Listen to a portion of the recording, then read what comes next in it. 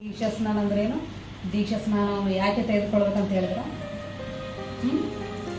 ದೀಕ್ಷಾ ಸ್ನಾನವನ್ನು ಯಾಕೆ ತೆಗೆದುಕೊಳ್ಬೇಕು ಅಂತೇಳಿ ಇನ್ನು ಯಾವುದ್ಯಾವ್ದು ಹೇಳಿದ್ರು? ಪಾಪಗಳ ನಿವಾರಣೆಗಾಗಿ ಮತ್ತು ದೀಕ್ಷಾ ಸ್ನಾನವು ನಮ್ಮನ್ನು ರಕ್ಷಿಸ್ತದೆ ಅಂತ ಹೇಳಿ.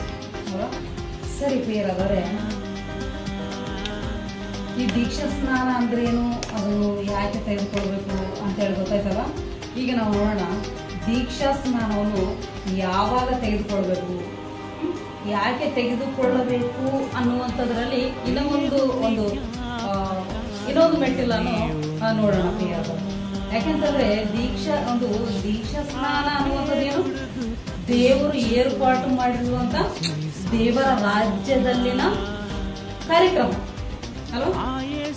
ದೇವರ ಮಕ್ಕಳೆಲ್ಲರೂ ಶಿರಸ ವಹಿಸಲೇಬೇಕಾಗುವುದು ದೇವರ ಆಜ್ಞೆಗಳಿಗೆ, ದೇವರು ಏರ್ಪಾಟು ಮಾಡಿರುವಂತ ಕಾರ್ಯಗಳಿಗೆ ಅಲ್ವಾ? ಈ ದೇವರ ಉಪದೇಶಕ್ಕೆ ಬಂದ್ರೆ, ದೇವರ ರಾಜ್ಯದ ವಿಷಯಗಳಿಗೆ ನಾವು ಬಂದ್ರೆ ಏನು ದೊಡ್ಡದು, ನಾವು ಈ ತರ ನಾನಾ ಉಪದೇಶಗಳು ದೊಡ್ಡವಾ? ಏನು ದೇವರು ಏನು ನೇಮಿಸನು, ಏನು ಆತನ ರಾಜ್ಯದಲ್ಲಿ ಹಲೋ ಆತನ ರಾಜ್ಯದಲ್ಲಿ ಯಾವುದು ಪ್ರಾಮಾಣಿಕ ಗ್ರಂಥ, ಇದುವೇ ನಿಮಗೆ ಪ್ರಾಮಾಣಿಕ, ಇದುವೇ ನಿಮಗೆ ಬದ್ಧ, ಇದುವೇ ನಿಮಗೆ ಕಟ್ಟುಬದ್ಧ ಅಂತೇಳಿ ಆತನು ಏರ್ಪಾಟು ಮಾಡೇನೋ ಅದಕ್ಕೆ ನಾವು ಶಿರಸ ವಹಿಸುವವರು ಅಲ್ಲ. ಒಂದ್ಸರಿ ಪೇತ್ರನ ಪತ್ರಿಕೆ ನೋಡ್ರಿ, ಪೇತ್ರನ ಬರೆದ ಮೊದಲನೇ ಪತ್ರಿಕೆ 4ನೇ ಅಧ್ಯಾಯ 11ನೇ ವಚನದಲ್ಲಿ ಏನ್ ಹೇಳ್ತಿದ್ದಾನೆ?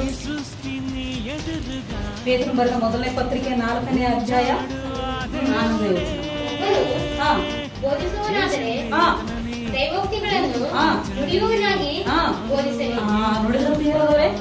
ಏನಂತಿದ್ದಾನೆ?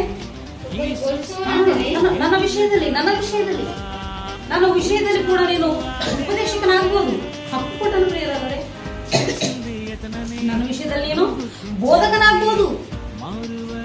ಆದ್ರೆ ಏನ್ ಮಾಡ್ಬೇಕಂದ್ರೆ, ಏನನ್ನು ಹಿಡಿದು ನಾವು ಆತನ ರಾಜ್ಯವನ್ನು, ಆತನ ರಾಜ್ಯದಲ್ಲಿ ಆತನ ಏರ್ಪಾಡು ಮಾಡಿರ್ತಕ್ಕಂಥ ಕಾರ್ಯಕ್ರಮಗಳನ್ನು ಸ್ಥಾಪಿಸುವುದಕ್ಕೆ ಏನದು ಬಲ, ಏನದು ಬುನಾದಿ, ದೇವರು ಕೊಟ್ಟಿರುವಂತ ಆಸ್ಪದ ಏನದು?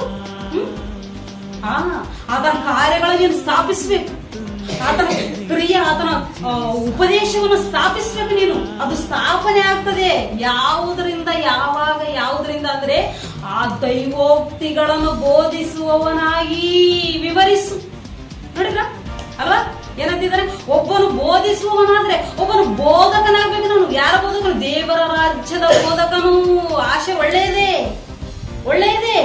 ಅದು ಮೊದಲು ಯಾವ ರಾಜ್ಯದು? ದೇವರ ರಾಜ್ಯ.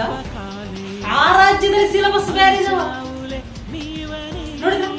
ಯಾಕೆಂದ್ರೆ ಬೇರೆದವ್ರೆ ಲೋಕದಲ್ಲಿ ಈಗ ನೋಡ್ರಿ, ಬ್ರದರ್ ಅವ್ರು ಹೇಳಿದ ಪ್ರಕಾರ ಕಾರ್ಯಕ್ರಮ ಏನು? ದೇವರ ರಾಜ್ಯಕ್ಕೆ ಸಂಬಂಧಪಟ್ಟದ್ದು, ದೇವರು ಏರ್ಪಾಡು ಮಾಡಿರುವಂತದ್ದು. ಅಡ್ಡದಿಡ್ಡಿಯಾಗಿ ತಲೆದೂರಿಸಿದ ಯಾರು? ಮನುಷ್ಯರು ಅಲ್ಲ. ರಾಜ್ಯ ಯಾರು? ದೇವರು. ಆ ದೇವರ ರಾಜ್ಯದಲ್ಲಿ ಅಧಿಕಾರಿ ಯಾರು? ದೇವರು.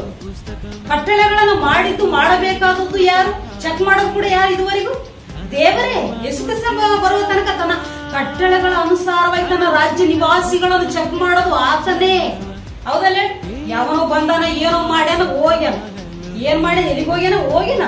ದೇವ್ರ ಎಲ್ಲಿಗೆ ದೊಬ್ಬತಾನೋ ಅಲ್ಲಿಗೆ ಹೋಗ್ಯಾನ. ಲಾಸ್ ಆಗ್ಯಾನ ಅವನು. ನೋಡಿದ್ರ, ಪ್ರತಿಯೊಬ್ಬರಿಗೆ ಹೇಳ ದೇವ್ರ ಏನಂತ? ನನ್ನ ವಿಷಯದಲ್ಲಿ, ನನ್ನ ಪಕ್ಷದಲ್ಲಿ ಏನ್ ಕ್ರಿಸ್ತ ಪೂರ್ವದಲ್ಲಿ ಇರ್ಲಿಲ್ವಾ ದೇವರ ಗ್ರಂಥ, ದೇವರ ಕಟ್ಟಳೆಗಳು? ಎಂತೆಂತ ಪ್ರವಾದಿಗಳು ದೇವರನ್ನು ಸ್ಥಾಪಿಸುವುದಕ್ಕೆ ಈ ಭೂಮಿಯಲ್ಲಿ ಯಾವುದೆಲ್ಲ. ಮತ್ತೆ ಎಷ್ಟೋ ಬುದ್ಧಿವಂತರಂತ ಕ್ರಿಸ್ತ ಶಕದಲ್ಲಿ. ಕ್ರಿಸ್ತ ಶಕ ಅಂದ್ರೆ ಏನು? ಜ್ಞಾನ ಪರಿಪೂರ್ಣ ಯುಗ. ಅದು ಪರಿಪೂರ್ಣ ಜ್ಞಾನ ಬಂದಿರುವಂತ ಯುಗ ಅಲ್ವಾ? ಆ ಕಾಲದಲ್ಲಿ ಕೂಡ ದೈವೋಕ್ತಿಗಳನ್ನ ದೃಷ್ಟಿಸಲಿಲ್ಲ ಅಂತಂದ್ರೆ ಅವು ದೇವರ ರಾಜ್ಯಕ್ಕೆ ಮುಂದೆ ದೇವರ ಮಕ್ಕಳಾಗ ಪ್ರವೇಶಿಸುವವರಿಗೆ ಕೂಡ ಮೋಸ ಮಾಡಿ ಸತ್ತನಂತ ಅರ್ಥ. ಆದ್ರೂ ಅದು ತಪ್ಪದು. ನೋಡಿದ್ರ ಏನಂತಿದ್ದಾನೆ? ಯಾರೇ ದೇವರ ಕಾರ್ಯಕ್ರಮದ ವಿಷಯದಲ್ಲಿ, ದೇವರಿಗೆ ಸಂಬಂಧಪಟ್ಟ ವಿಷಯದಲ್ಲಿ ಮನುಷ್ಯರೆಲ್ಲರೂ ದೇವರ ಸೊತ್ತು. ಆ ವಿಷಯದಲ್ಲಿ ದೈವೋಕ್ತಿಗಳನ್ನು ನೋಡುತ್ತಾ, ದೈವೋಕ್ತಿಗಳನ್ನು ತಿಳಿದುಕೊಳ್ಳುತ್ತಾ, ದೈವೋಕ್ತಿಗಳನ್ನು ಆಧಾರವಾಗಿ ಇಟ್ಟುಕೊಂಡೇ ಕಾರ್ಯಗಳಾಗಿರ್ಬೋದು, ಉಪದೇಶ ಆಗಿರ್ಬೋದು, ಸ್ಥಾಪನೆ ಆಗಿರ್ಬೋದು. ಪ್ರಿಯರಾದವರೇ, ನೋಡಿದ್ರ ಈಗ ದೀಕ್ಷಾ ಸ್ನಾನವನ್ನು ಯಾಕೆ ತೆಗೆದುಕೊಳ್ಬೇಕಂತ ಹೇಳಿ ನಿಮ್ಗೆ ಗೊತ್ತಾಯ್ತು ಒಂದು ಅಲ್ಲ. ಇನ್ನೊಂದು ನೋಡೋಣ ಪ್ರಿಯರಾದವರೇ, ದೇವರ ರಾಜ್ಯ ಭೂಮಿ ಮೇಲೆ ಇದೆ ಅಲ್ವಾ? ಭೂಮಿ ಮೇಲೆ ಇದ್ದಾನೆ ದೇವರಾಜ. ತನ್ನ ಮಗನ ಮುಖಾಂತರ ದೇವರ ರಾಜ್ಯವನ್ನು ದೇವರು ಸ್ಥಾಪನೆ ಮಾಡಿ